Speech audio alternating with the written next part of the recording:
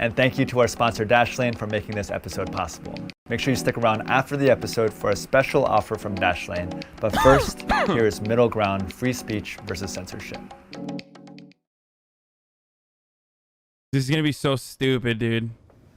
Take, for example, like white supremacy. They don't go away because you censored them. Are they gonna stop being a white supremacist? I don't give a f. I do feel safer. Tech platforms play a big part in facilitating hate today. Twitter specifically has banned a number of different conservative accounts, not just the president. They can do whatever they want. They're private businesses. I think that people should be able to say whatever they want online. However, I think that there should also be consequences. The president of one of the most powerful countries in the world doesn't have access to social media. I think platforms have a right to moderate content. We really have to be able to discern who gets a voice and what they're able to say. We need people in the conservative field to fight for our right to be conservative. As somebody who has experienced censorship, it ends up generating these chambers in which these ideas go completely unchallenged. And everybody kind of Bro, conservatives don't like seek out echo chambers because they're getting censored. I mean, some literally are relegated to other platforms because they cannot play by the rules. But conservatives literally love fucking safe spaces as well. Like they want to, unsuccessfully in most circumstances, turn everything into a conservative echo chamber. has to ask themselves, should everybody really be able to say what they want to say?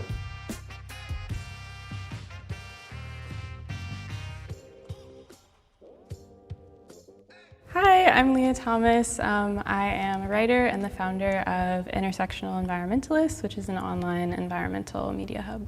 Hi, I'm Lawrence. I'm a public policy analyst for San Bernardino County. Hi, I'm Bennett Kelly. I'm the founder of the Internet Law Center, and I'm an attorney who represents victims of online harassment. I'm Michael. I'm 30. I'm conservative, and I work in finance. My name is Jerome. I'm a political science student. I am 21, and I'm originally from Massachusetts. Oh, dude, I already banned this guy. Oh my God, it's going to be really funny when Jerome says his personal experience with censorship was when he was on the Hasanabi stream and got banned for saying, you know, why can't we make it legal to shoot blacks on sight or some shit. You know what I mean? Like... Hello, I'm Joseph. I'm an accountant and I'm working towards my CPA and I'm a part-time poker player. The prompt is, the right is more censored. Yeah, I'm sure that's what he said. First of all, people say that shit in my chat all the time, you fucking moron. And secondly, that was clearly a fucking joke. And finally, I don't think that person was ever in my chat. That was, again, a joke.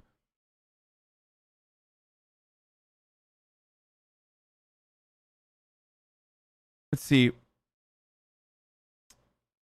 Manchester's pretty rough. Chris D'Elia back. Hasan says no, dude.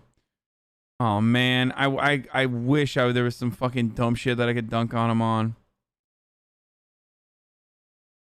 Colorado and active shooting go hand in hand. Yikes! I know Colorado, not famous for a bunch of fucking mass shootings. You're right.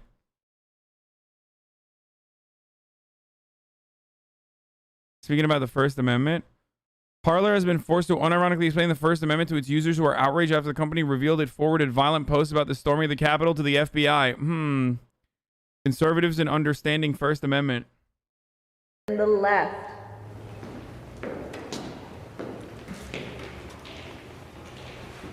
I mean, we think it's obvious, right? Yeah, I'm assuming most of us are conservative-ish, you know, in that spectrum, but I think that a lot has happened during the January 6th riots. That's why we see it more, and that's why it's more big of a problem now. You know, Parler can't even be on the App Store, or, you know, I mean, Trump got kicked off Twitter. I mean, he's the leader of the free world, basically, at least for the U.S., and, you know, he doesn't even have access to a social media. Bro, just don't plot fucking violent insurrections on a platform, or don't literally tailor your free speech platform to just Nazis and Nazis who end up actually following through on the atrocities like the synagogue shooter on Gab. You know what I mean? Like, don't do that and you won't have a fucking problem. But if your platform is being used predominantly by violent psychopaths to, you know, get agitated about the existence of like Jewish people or black people in general, well then, you know, you're probably going to run into some legal repercussions. Media platform. I don't know. I think there was Twitter, which was left-leaning long before there was something like Parler. Well, absolutely. You know what I'm saying? Yeah. Like, I think that these... The irony is that Parler itself is not exactly super popular. Conservatives fucking don't like Parler because, and I've talked about this already, a lot of conservatives want to turn the actual mainstream culture more conservative and turn it into a conservative echo chamber, but they're unsuccessful at it. However, they also love owning the libs. So Parler is not exactly successful because no libs want to fucking touch that shit. And the real reason why they want to be on Twitter is because they want to own the libs on Twitter. And they want to own the libs by doing things that happen to violate the terms of service on Twitter. And they want Twitter to not look at their routine violations and harassment policies and shit like that. That's what it is.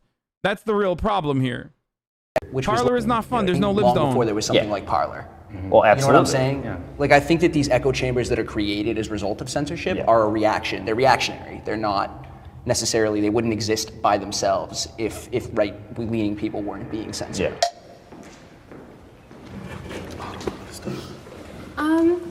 I guess I disagree because usually when I think of conservatives, I do think of the party of law and order. So that was definitely something that Trump spoke about often, like there are consequences to your actions. Maybe more people could read the terms and conditions and find a platform that they feel more comfortable with, like Parler, 4chan. But what Trump said wasn't really as bad as what I've seen other Democrats say. Well, I guess to not deflect, what should be the appropriate consequences when someone violates the terms and conditions? Oh my God. Oh my God. Oh my God. She just straight up was like, don't deflect. Go back to the fucking actual matter at hand.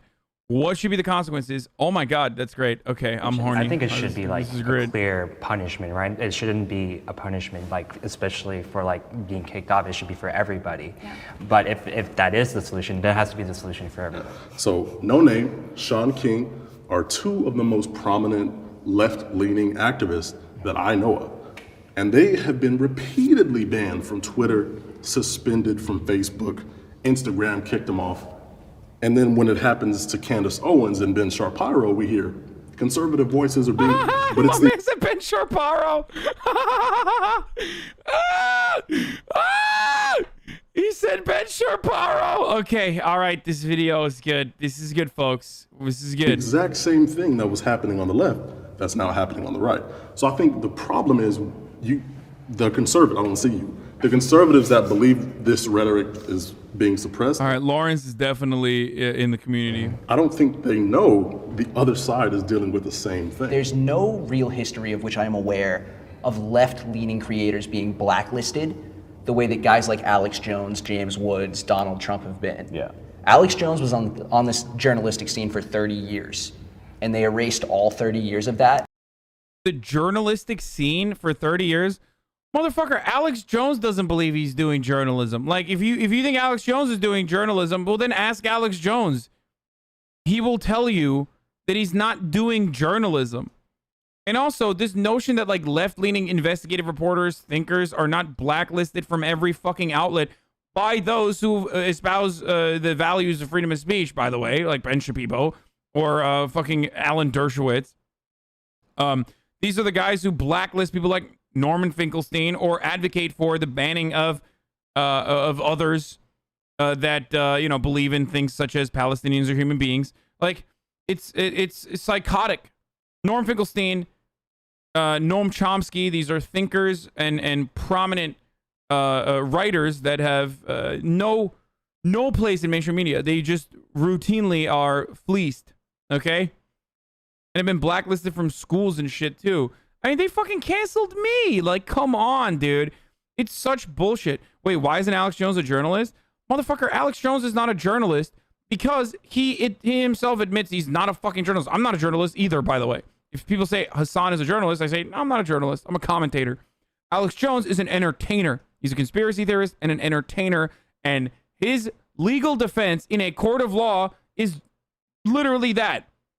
When there was a custody hearing taking place, his legal defense for the psychotic things that he said, in order to render them, bullshit, they had to run with the defense that it is just entertainment and he doesn't believe anything he's saying. He is literally legally a snake oil salesman. Same with Tucker Carlson. So these guys, when push comes to shove, know exactly what they are doing. Okay? And they are not journalists. So for weirdos to fucking turn around and be like, no, they're actually real journalists, is so stupid. Like, why are you simping for Alex Jones and arguing for a position that he himself does not believe in? Kind of weird, dude. Kind of weird to be a fucking stan like that.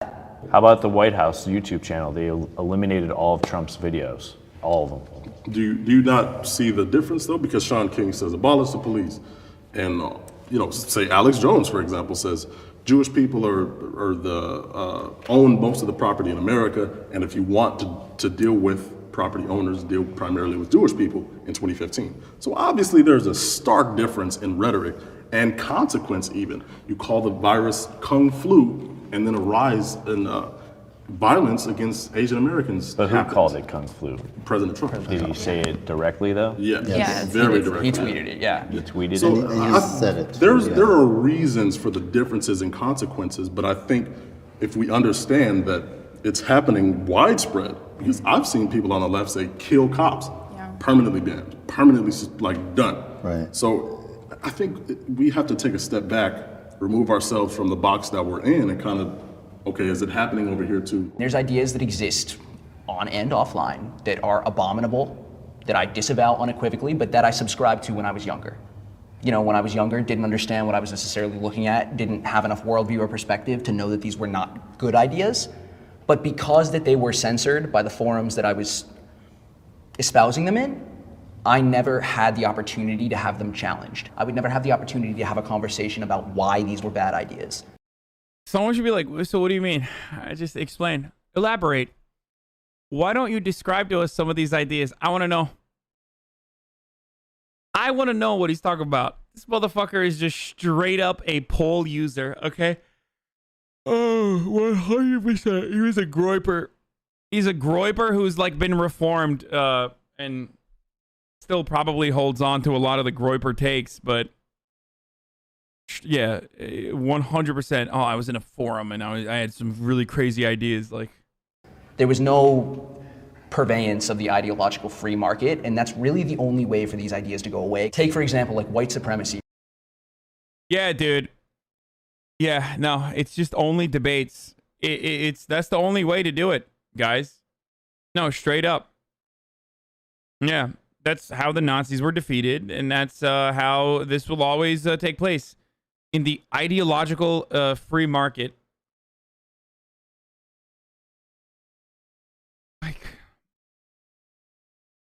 It's so dumb. It's so fucking stupid. How are you, if you are better, right? If you are better now, if you have learned your lesson and you have moved on from being a probably Nazi on the internet, then why are you still vilifying the liberals not being there to debate you and not the fucking dudes who radicalized you into believing things that you no longer supposedly believe? Either you still believe those things, but maybe a lighter version of it, and you're just, throwing out this argument just to own the libs a little bit harder, or you're a little delusional here.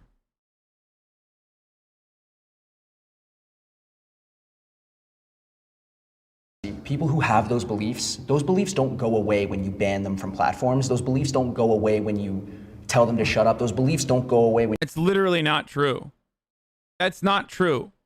If deplatforming wasn't effective, if it wasn't effective to a certain degree, then motherfuckers wouldn't be this bent over it, okay? it 100% is effective in the cases of like Alex Jones or in the cases of like Milo Yiannopoulos and people like that. It is.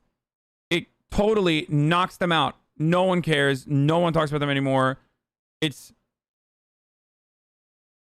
a very effective strategy. It literally worked for Donald Trump of all fucking people, okay? So no, deplatforming does work. Now, there is a truth to what he's saying, and that is that those ideas don't really go away. Well, I mean, he does have a point. The problems don't go away. The radicalization or those who want to radicalize others don't technically go away. You're just limiting their avenues of being able to do that.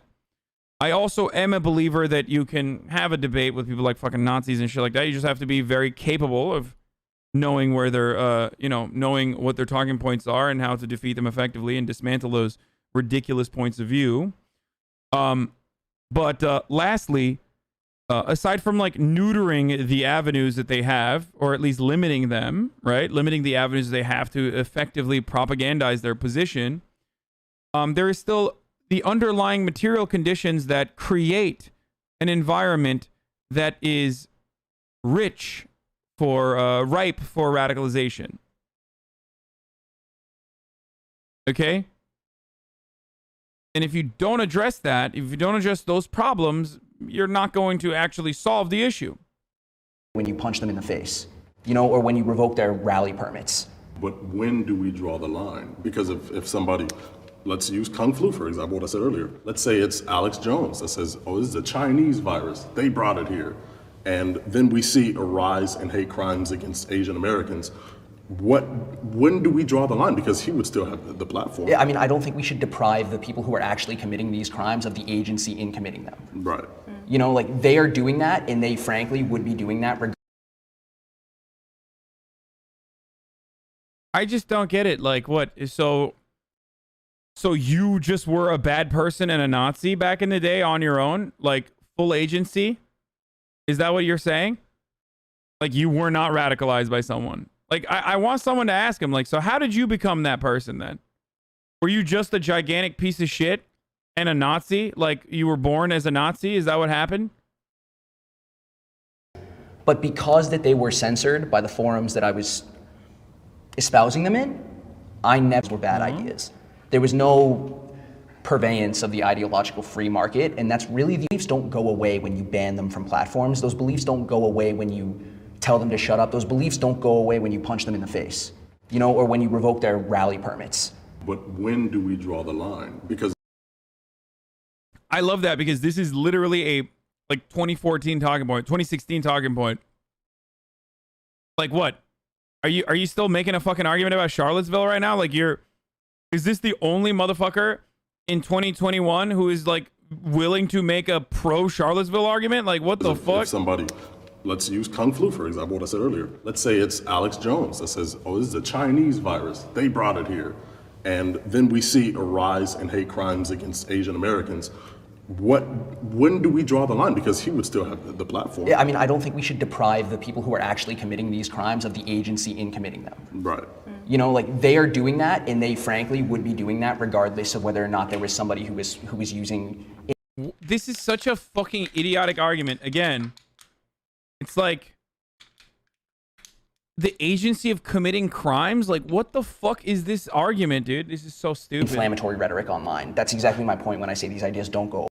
I mean, just own them by talking about ISIS, dude. Do you think ISIS should keep up propaganda videos on the internet? Say it with your chest right now. You love ISIS. Explain to us how much you fucking love ISIS and why you think ISIS should keep throwing up propaganda videos. Away. And then you feed those ideas, you build the anger. So for example, if you ban a white supremacist or a huge white supremacist group from Twitter, there's still probably going to be white supremacists chilling and hanging out outside of Twitter. Right. But it would be harder for that white supremacist group on that platform to inflict harm towards black folks, right? Because then I do feel safer. So if I'm being harassed by a white supremacist group or someone who's saying that black people don't deserve to live, I do feel safer as a user. Are they going to stop being a white supremacist? I don't give a fuck. I don't care. They can do whatever the fuck they want to do. That's their free speech. However, it does make me feel a lot safer. I just think the left is now catching more up to us and realizing that the censorship is happening, and then now it's kind of touching their side too more. And maybe with Sean King, you see it. You know, I've definitely seen it pick up more in the past few months on both sides.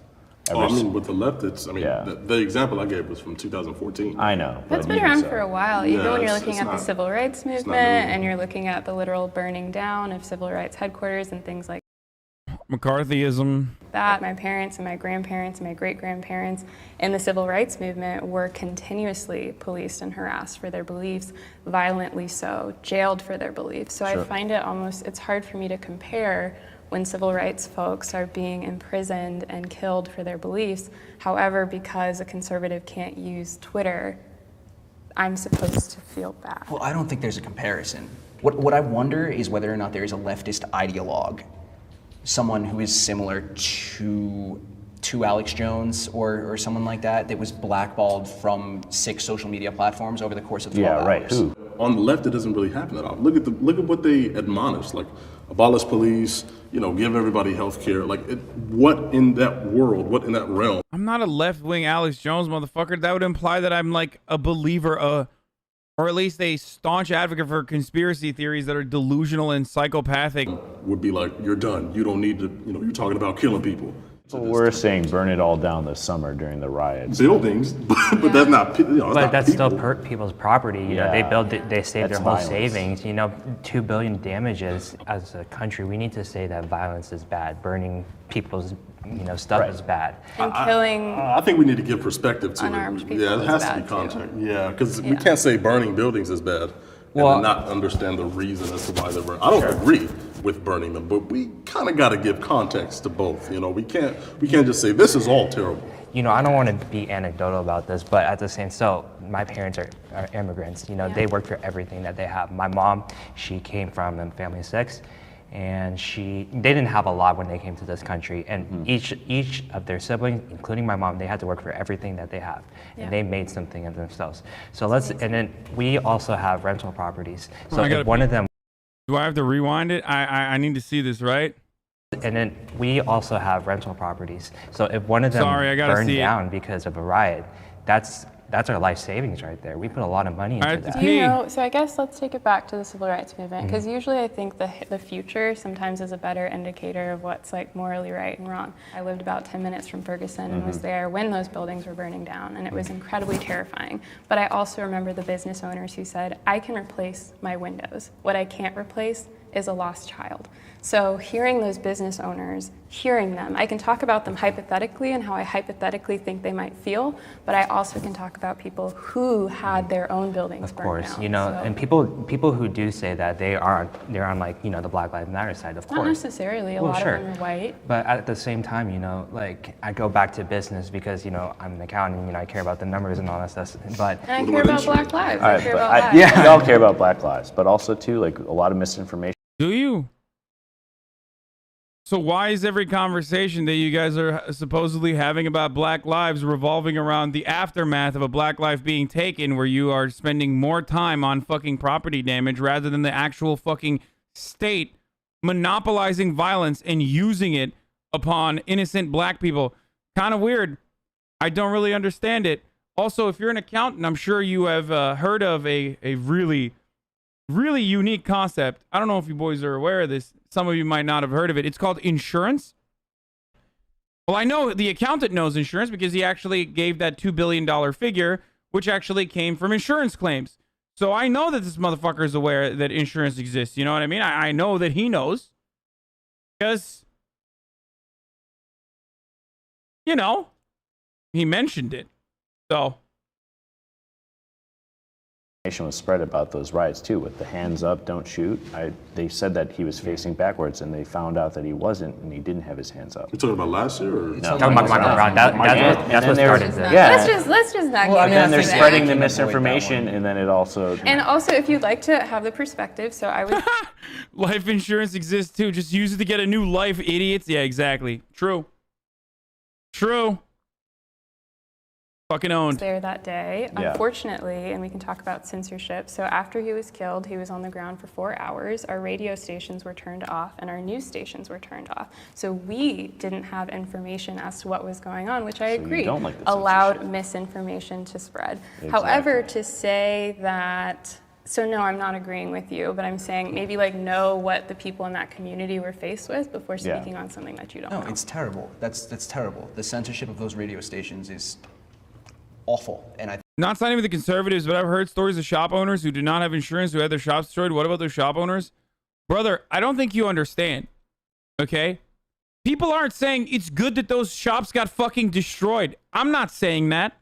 Okay? It's bad. But if the entire argument revolves around, once again, your shop being fucking destroyed in a conversation that originally started because a person's life was taken, then you're basically saying, well, this guy's fucking shop got destroyed. That's actually worse. How do you not get that? Oh, sick, dude. I'm glad that people's shops got burned. Yeah, I'm a leftist.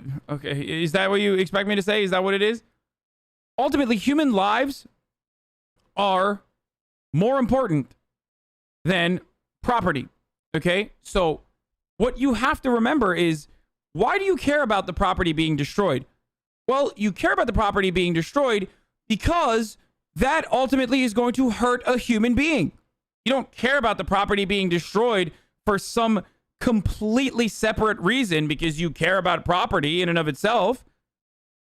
The intrinsic value that you have with the property being destroyed is how it pertains to the life and livelihood of another human being. Okay?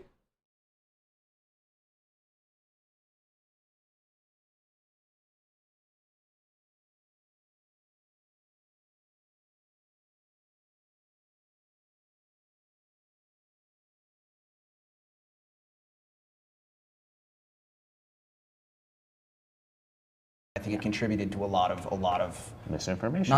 Not just misinformation, but downtown. pain and destruction. And by the way, I said this exact same thing about the fucking Capitol building too.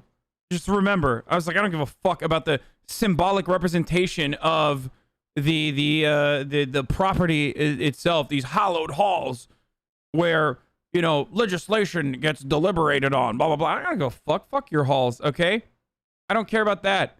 I care about the message that it's trying to send. I care about the reason why people take violent actions. Okay? Are they justifiable or not? I care about the trauma that was that members of Congress were subjected to, for sure, and staffers and so many people who legitimately thought that they were going to get fucking killed.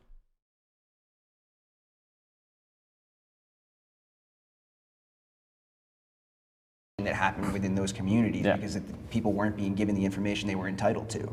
Yeah. You know, I think that in itself is an argument against censorship for sure. Great argument.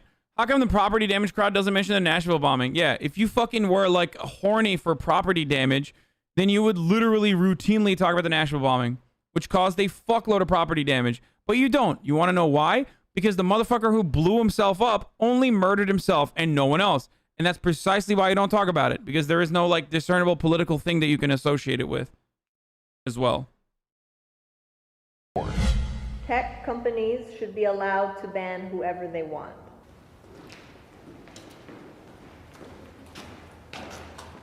Oh. It's a hard one, honestly, because it... Wait, what? Is it whoever, just based on what they deem is wrong? Like, I don't know. Wait, what? I worked in a... So there is no censorship problem then. Okay. GG's, never mind. End the video. So if you stand up and say tech companies should be allowed to ban whoever they want, and you say yes to that,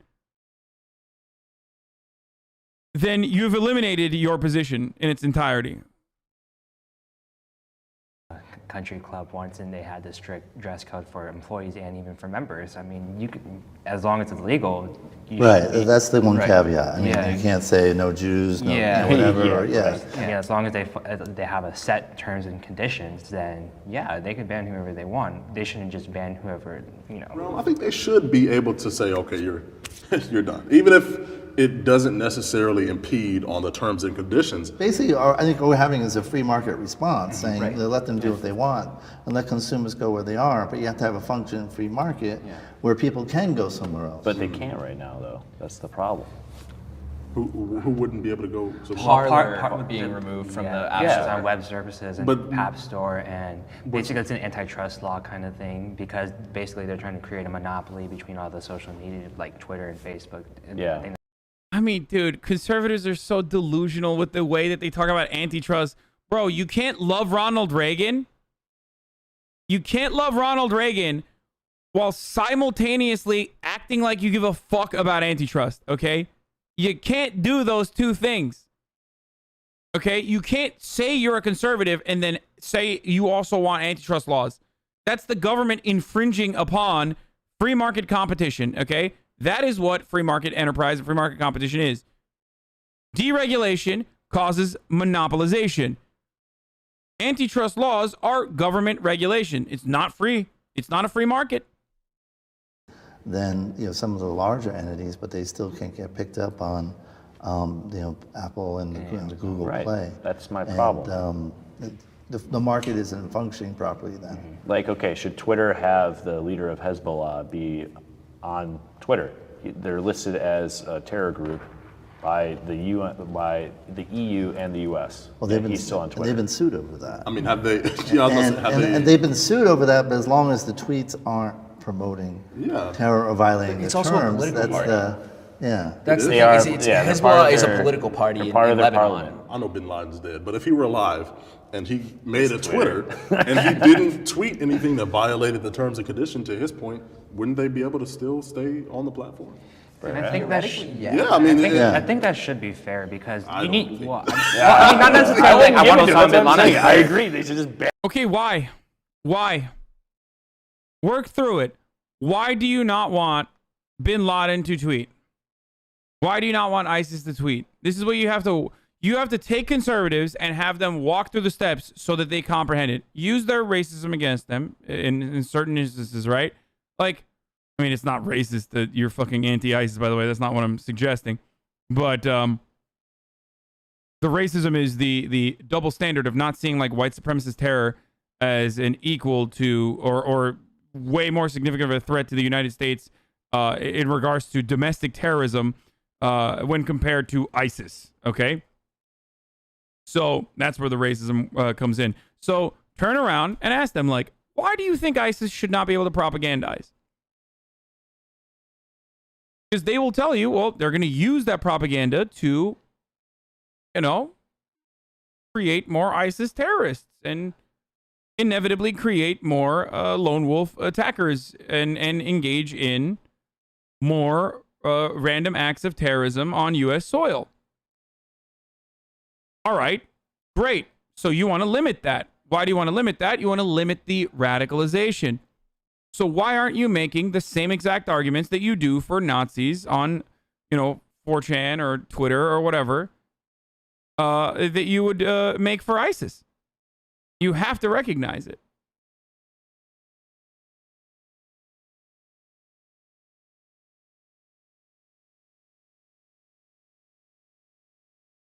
Like, what is this? What is this double standard? Like, oh, you're at which point you just have to admit that it's okay when white people do it. Like, you literally just believe that it is okay when white people do it.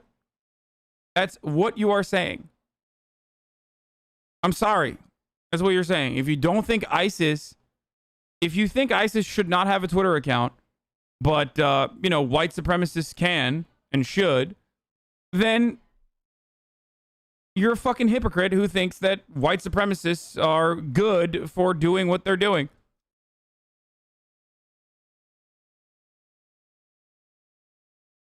Maybe match. Yeah. But I'm just saying that, like, if they have a set guidelines and set rules, they shouldn't, and they follow them, then why would you kick them off in the first place? I mean, if it violates their terms and conditions. Kyle Kalinske says that they start banning leftists too. What do you say to that? I say that they have always banned leftists and they will continue to ban leftists, and that we understand contextually that some of this is appropriate. Okay? It's about the context of who's being banned and for what. I've said this time and time again. I've had this conversation with Kyle specifically. Okay? Free speech absolutism isn't real. It's not a real position. No one is a free speech absolutist. There are obvious infractions and obvious limitations to free speech. The argument that we always have revolves around what your personal limitations are for free speech, rather than whether you believe in free speech absolutism or not. Because if you truly believed in free speech absolutism, like very few people do, I guess Noam Chomsky could be one, maybe Glenn Greenwald to a certain degree. But even then they have fucking free speech. Even then they have boundaries to their free speech. The American Constitution is not free speech absolutist. It is the most expanded upon. It is the most free of speech, especially in comparison to comparable OECD nations. But it's still not fully free. You can't yell fire in a crowded theater. That's a limitation on free speech. So the Constitution, or at least the American judicial process, has figured out what is a reasonable limitation on free speech.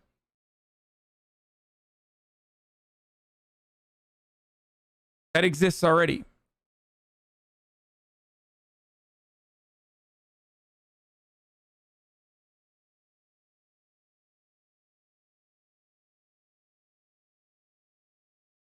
Noam Chomsky just thinks that people shouldn't be locked up for speech. People act like he thinks all speech is great. Oh, yeah.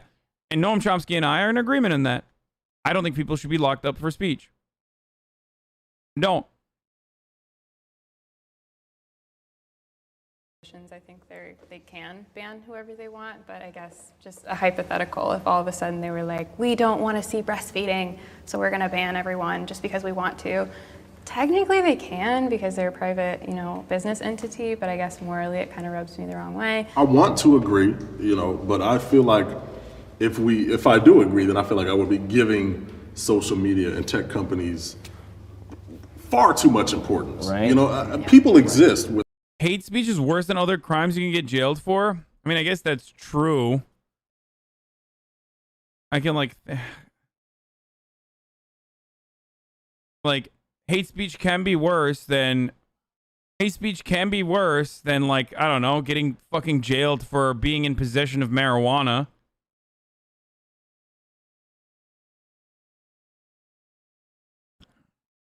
That's true. It's literally true. Like you're especially in regards to what kind of hate speech we are talking about. But even then, I don't think you should jail people for marijuana, and you shouldn't jail people for hate speech. Sorry, that's my fucking take. Saying that that's not an argument. Saying that there are fucking crimes, lesser crimes than hate speech in your mind, or less impactful crimes than hate speech in your mind, that people get jailed for, does not mean that we should lower the barrier for jailing people. It means we should make it so that it is more difficult to jail people. Without social media, I don't think if you ban somebody that's like a morally egregious act. I think you'd be shocked the number of people, especially my age and younger, who get their news exclusively from social media. My worry about it is that the algorithms of these companies do not incentivize nuance. Yeah. So a lot of the time you see, what trends is what is getting clicks, and a lot of the time that's controversy. But sometimes too, though, they artificially put things that are trending up there that really aren't. Well, the problem is it's the Wizard of Oz. Reddit did that, and Twitter does that too. We don't know what those algorithms are, but there are suspicions that they are trying to fuel conflict. Right. And conflict creates clicks, which creates comments, which creates engagement. And so in some ways, social media is dividing us as much as it is bringing people together in this big platform. Oh, they definitely profit off of the division too. When we talk about the terms and agreements, it's interesting because there's nothing that says incitement of violence. But if we do put incitement of violence, then Trump didn't really incite, I believe he didn't incite them because he didn't say, oh, go to the Capitol and, you know, beat them up. Yes, he did, dude. What the fuck? He's not wrong, though. Get the fuck out of here. What else does he have to say, dude? He said, go down, march down, knock down the doors, like knock on the doors and show them what we are made of. Like, I'm paraphrasing a little bit, but like, what the fuck? This pause is pretty good. Yeah, it's like, dude's face is like, really?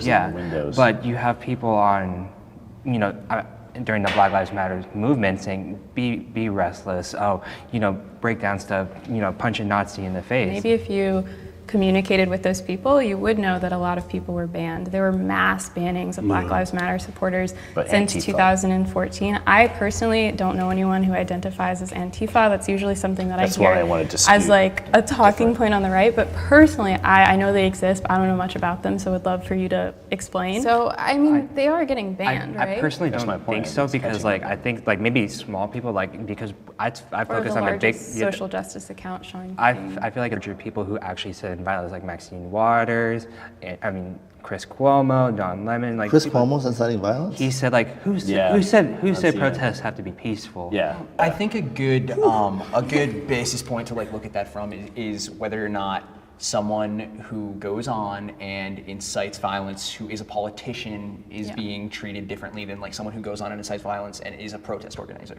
I think as a concern, yes, the inequitable enforcement of terms and conditions is a concern to me on whatever side it's on. And I think back to their various examples. I mean, I think one good one is the Covington kids. Are you guys familiar with this? Of course, yeah. Where a lot of people were putting things like, oh, kids, we're gonna feed these kids into the wood chipper, et cetera, et cetera, et cetera. And they weren't really getting banned from it. Yeah. And there was postulation in right-leaning circles that it was because those kids were wearing MAGA hats. Cancel culture is a conversation that has been happening in liberal spaces as well. Maybe we don't have like Fox. I don't know. We have these other stations, but maybe it's just not reported on a lot. However, like, that's dumb as fuck. Anyone who says like those kids should be fed to the wood chipper is a fucking freak, okay? And there are freak ass liberals out there who like to get their freak on and say freak ass shit. All right? Straight up.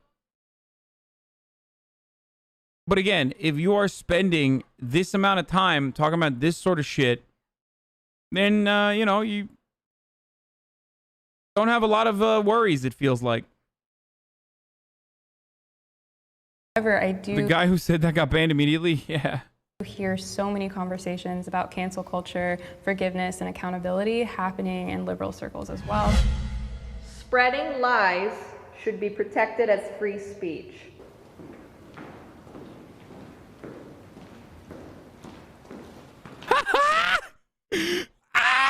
Dude, come on, dude. That's perfect. Oh God, that's perfect. Oh no, that's it. There you go. There you go. Like, willingly spreading misinformation should be protected as free speech is basically arriving at the jugular of the conservative free speech agenda. It's so good. It's just, oh, it's great. Oh, fuck. It's literally a self-report. Okay. My thing here is that I think we have to be very attentive to who. Because he's going to say, they're all going to say, what's to say, what are lies? Like, what's verifiable information? And then they're going to bring up like 3 PolitiFact videos or articles, which, by the way, PolitiFact is garbage in a lot of circumstances. It's basically fucking, you know, it's DNC PolitiFact. But again, like, this notion that you're going to involve yourself in this postmodernist, like, what is the truth really actually kind of fucking argument is so stupid, okay? If you are willingly spreading lies and propaganda to deliberately misinform people, then no, these platforms should not offer you a fucking platform. We You make doing that? the arbiter of the truth. When I think about lies and like people's lies, I think about people's truths, people's perspective, people's opinions, and that should be protected in that sense, because if you feel something and you believe in something or you have an opinion on something, that is your truth. That is, well, maybe to some people it's a lie, maybe to most of the people it's a lie, but that's your truth and you have the right to say your truth, right? When Donald Trump started this campaign of, I hate this. This is literally just like, bro, this is straight up. I say this all the time. Conservatives are such fucking snowflakes, dude. I'm sorry. Like, they literally operate on this notion that, like, just because I'm a unique little American baby, that means it's true to me. And because it's true to me, it should be true to other people as well. I should be able to just try to convince other people of my lies, okay? Oh, motherfucker, your opinion is garbage, okay? Sorry. It's so stupid. It's so fucking stupid. Election was rigged. He actually does believe that. That is his truth. It seemed like a lie to a lot of people on the left, and probably some people on the right. But he has the right to say that. There's nothing in the Constitution. There's no law saying. Well, the question that begs is who says whether it's a lie? Yeah. Who decides it's a lie? Yeah, who's the arbiter, like you said? If we allow lies to be spread as part of like a free speech, then we have what we have now currently is, I think 500,000 people now died of coronavirus. And a lot of them died on account of just lies. I know conservatives better than they know themselves, dude. If you wear a mask, you can't breathe in it. You know what I'm saying? You don't have to social distance. This is a liberal hoax. So if we protect lies in the realm of free speech, they have real life, real time consequences. We protect people from certain things that are dangerous. And if I said, take this placebo, don't, because it'll cure cancer, and people did that and died, that would be dangerous. Theoretically, you would be liable, correct? I would be liable If you too, use your yes. credentials to say, drink this and it will cure your cancer, and Right. someone did that, you would be liable. But would CBS give me airtime for a commercial for that? No. We complain as conservatives that there's not enough fact checkers that are. Yeah, well, that's infringing on your free speech, brother. Come on, say it. Say it, motherfucker. Turn around and be like, well, no, CBS should give you a platform. Come on. The irony here is that his hypothetical is literally something that happened. And that's the sad part of this, is that his hypothetical is pretty goddamn close to the truth of what happened with Donald Trump and hydroxychloroquine. Like, that was literally what happened.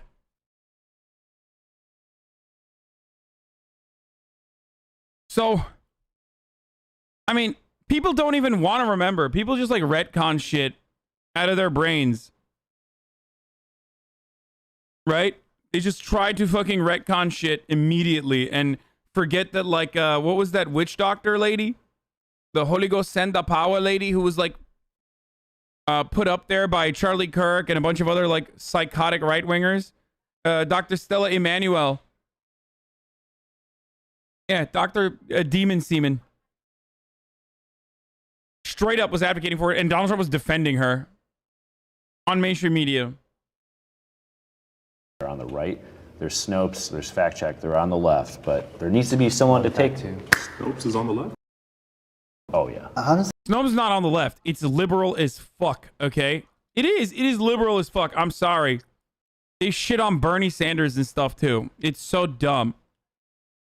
But here's the reality.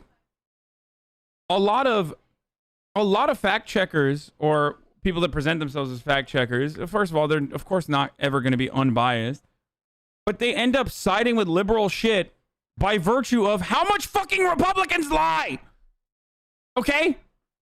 Liberals lie all the goddamn time too. I call them out pretty fucking regularly. But oh my God, dude, Republicans just, there's a reason why the 3 Republicans got up and rushed to the fucking table when they were like, spreading lies should be protected free speech. Motherfucker, the reason why you got up and ran there is because you know you lie. You know your side lies all the time. You would have stayed the fuck back and then argued that we need to do something about fact checkers, though, because, like, who's actually who's actually fucking looking at what is a lie. If you truly held a position that you do not want people to actually spread lies, then you would have held back. You wouldn't have rushed there in unison to say spreading lies should be protected as free speech. You would have stayed back, and then you would have got up there and been like, well, here are some of my concerns.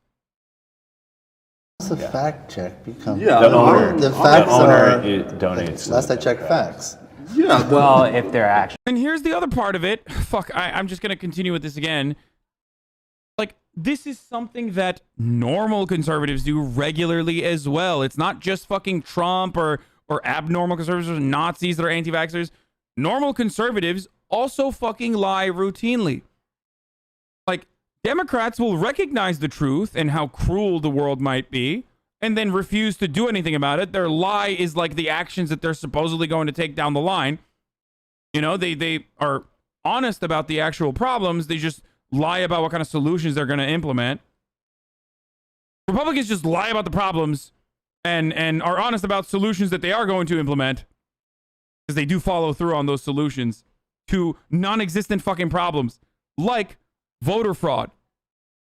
Voter fraud is not a real thing. Okay? Voter fraud is not a real thing. It is a statistically, it is negligible. It is statistically unimportant. And yet, it is a foundational plank since the fucking 90s or 80s, even earlier than that, actually. Or even 60s as well, actually. Black people voting, voter fraud, if you want to think about it that way. It has been a fundamental plank of the Republican Party's messaging agenda for a very long time. Conservatives have always lied to justify voter suppression or implementing some form of method to ensure election fraud happens, which is not a lie. Election fraud is real.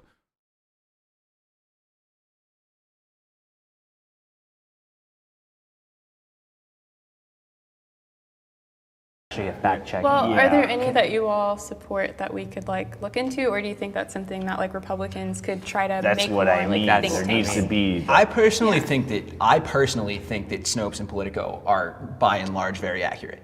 Yeah. I think that, I mean, I think, oh, I'm sorry, go ahead. No, you continue, please. No, I think that they're by and large very accurate, but I think as with literally any media source, I mean, you can't look at, there's nothing that will be the unequivocal truth. Right. There's nothing, you know? So you need to like look at, things I are mean, well, you need to based look on at it and know that it's scientific being written method. from a Yeah. place of bias. Oh, I mean, sure, like hydroxychloroquine is not gonna like cure you of COVID. Right, You know, but that's not liberal or conservative, that's just true. That's stupid I or guess not stupid. It depends. It depends. It depends if it's like an opinion, and then it also depends if people, like politicians, love throwing out. So how do you different- deal with it then? I mean, how do you deal with it? You just like wish it away? statistics and studies and things like that, and as like a little sciencey person, I do believe in the scientific method for the most part, and I think that things should be tested over and over and over again.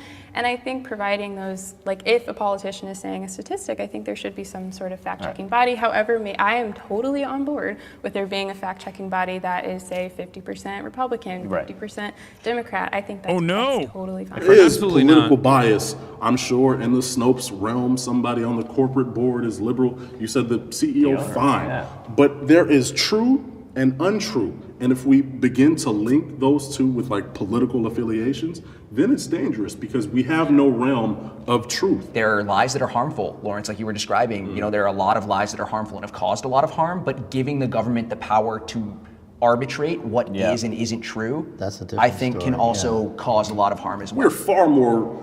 Like what?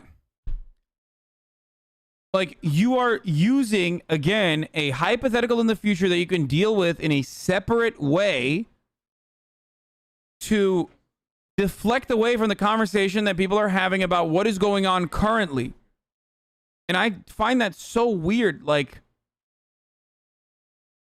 people always do this. They always do this. Like, all right, we have a problem right now. Okay, well, we can't deal with that problem because what if there is a completely different and non-existent problem that might happen in the future that is actually kind of fucking silly and you could deal with it in a separate way? We should worry far more about the social sphere than the governmental sphere because we have the First Amendment. That's First Amendment should trump all. That's at least where I stand. Yeah, for the government. Right. I think. I got banned on Twitter and my First Amendment rights were violated. No, that's a private Yeah, it's a entity, private company. I get it. Some people should not have a platform.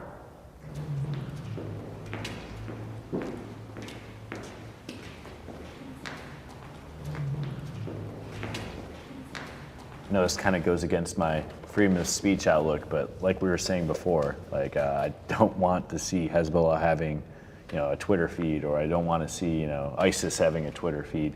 There's definitely a fine line. I can't say everyone deserves a platform. There's this thing called the paradox of tolerance. Yeah. And I don't know if you guys are familiar with it, but it's essentially saying that if we're tolerant of everybody, if we give everybody a voice, and we're like, all right, everything everybody says is okay as long as you feel that way. If we're tolerant of everything, then eventually our tolerance will be snuffed out by people that are intolerant. I think if they're causing harm, so like you That's all were all saying, exactly. that's when, and like serious harm, I don't think that we should encourage that. So whether that's like the illegal trade, The kill cops of line an is a Pepe endangered the community species, line. or Oh, that's yeah. a terrorist organization, I think as a society we should kind of. The reason why I didn't come forward is because, I think it goes back to cancel culture in the sense, like people who have been espoused from society because they did something so wrong is that Cancel culture. Yeah, and people do bad things, and people have committed like terrible things to people or someone or group of people. But I think forgiveness should be an element, and people should have their chance to get back on their platforms by doing something. I personally don't know what the social A media. conservative who believes in like restorative, rehabilitative justice. It's shocking. I assume it's just for Nazis. I fucking doubt that it's going to be for like, people who have been regarded as criminals by the state. Companies would do, but I do agree, though. I do believe in reform. I do. Also, like, I guess deplatforming versus banning versus just people not really wanting to mess. Stop assuming? Why would I stop assuming? This is like what I'm doing. It's a fucking shitty Jubilee video that I'm having fun with while also making points about how fucking stupid some people's like free speech absolute positions are. Like, what do you want? Just go watch the video on your own then. Stop assuming, idiot. With them anymore, and usually the people who are really vocal about cancel culture sometimes are people who they still have their platform. Yeah, I got to do another ad break here. It's for still have their Twitter, they still have their Instagram. They're just mad that society has been like, R. Kelly, we don't like you, or like, you know what, we don't like that you caused a bunch of harm to people. Right. The other thing I think about with deplatforming is that you rob somebody of their opportunity for absolution. So if Alex Jones were to decide, and for somebody whose platform is their livelihood, not whose platform or who has a livelihood outside of their platform, like J.K. Rowling, when you take that away from them, if he were to suddenly turn around and he were to Wait, what did he jump from Alex Jones to J.K. Rowling? What the fuck? say, okay, the frogs aren't gay, and like he was right about the frogs, these though, people which aren't is weird. controlling the weather, he would have no platform to come and say that, which I consider to. What do you mean, dude? Like, some sort of deterrence measure should be implemented, right? And I think deplatforming is an acceptable one. But what has Alex Jones done in the time that he has been deplatformed? He's just gotten fucking worse. Like, it's not like he's trying to make amends and get better. I mean, motherfucker, here's a great example.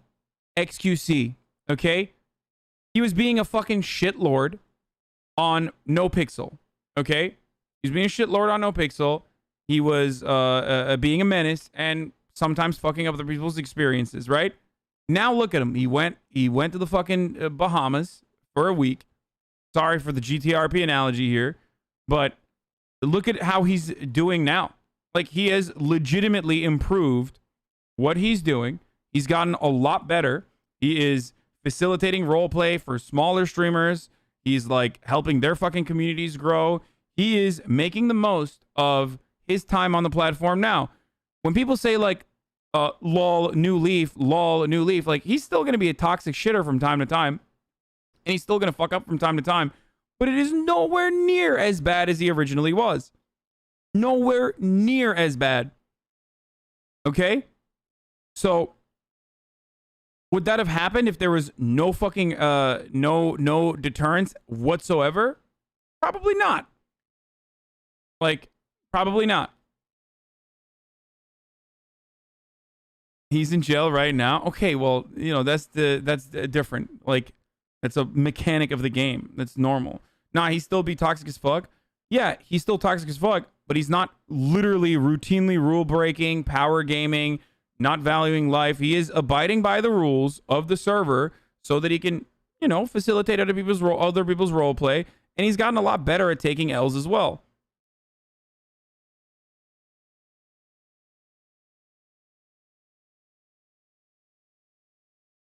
So there's also an appeals process and warnings on like all those platforms.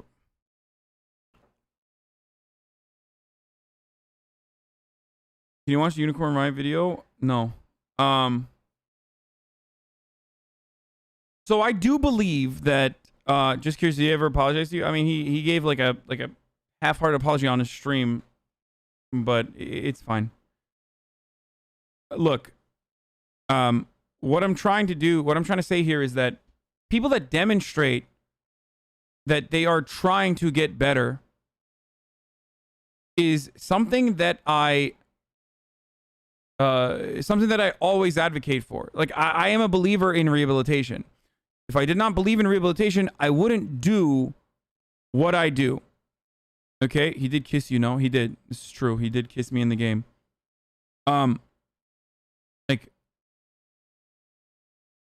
as far as the out of game stuff, I'm saying he gave an apology. It's fine. It's whatever. I accepted it. What I'm trying to say is he's a person who demonstrated that he is getting better. He understands and is making amends for the actions that he had taken. And that's a great example. I mean, he might fuck up still, okay? But in regards to defending big streamers again.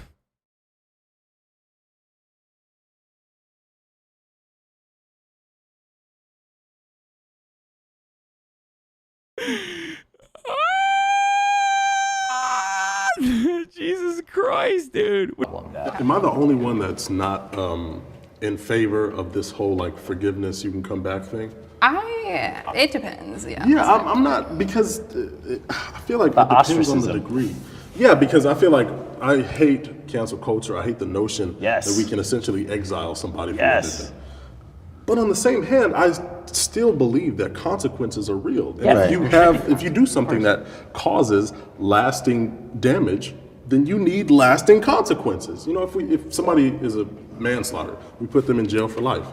If somebody, you know, does something to harm somebody for over a longer period of time, you should not be able to redeem yourself and come back to the same place that you were when you caused that harm. Or you can have a niche audience like Alex Jones. I'm sure he still has dedicated followers. But to say that everybody needs to forgive you, oh no. Because I might not. I don't personally. It depends on your religion. It depends on so many different things. But yeah, but I think people are able to come back to some extent, but they're hating on the fact that they're not able to make as much money. I can think of personal instances where I had opinions that were heard out of context, that were rather moderate or something like that, where people had very visceral reactions and immediately things started to come apart. How dare you. And I wished for more of a chance to be heard. And like, I'm not gonna state these things, but they were not anywhere near the vein of what I was talking about earlier. These were things that were just kind of unpopular and easy to take out of context. And I wished that I had more of a chance for people to hear me out, as opposed to kind of react viscerally from the start. And I think there's also personal accountability. So for example, if I say something online and a bunch of people, whether they're my followers, especially if they're people who I know and trust and they have a really visceral reaction I just want to know. it, sometimes I think I just want to know what he means. Like, I want freedom of speech. I like freedom of speech. I just want to know what, you know, what these ideas were. I just want to be showered in the marketplace of ideas with these. Stop censoring yourself, sir. You claim to hate censorship, and yet here you are censoring yourself. Get owned. I wonder what it was. Just curious. I just want to know. with the person being hurt, but can I at least empathize with it? Or do I want to get back on social media and say everyone is silencing me so then I can have a more niche audience of people who only agree with me? Because at this point, I think that most people just want to feel seen, heard, and validated on the left and on the right. And I think there are a lot of people on the right that do not feel seen, heard, and validated. I'm not going to say that what you all are feeling is a figment of your imagination. I think it's coming from somewhere and needs to be attended to. You know, you see all these bad things about happening to, you know, Trump supporters, and like they're getting their car keyed or stuff like that. And then my parents are always like, you know, maybe you should just keep it to yourself. And that's a shame, because I thought we lived in a society where we could talk about, you know, differing ideas, and we had that platform to have that free speech and, you know, to have a healthy debate.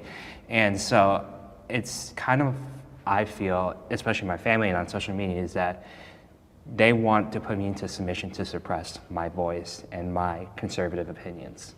I can kind of... Moment for self-reflection of like, did I say something that may have hurt other people? Can I get curious about?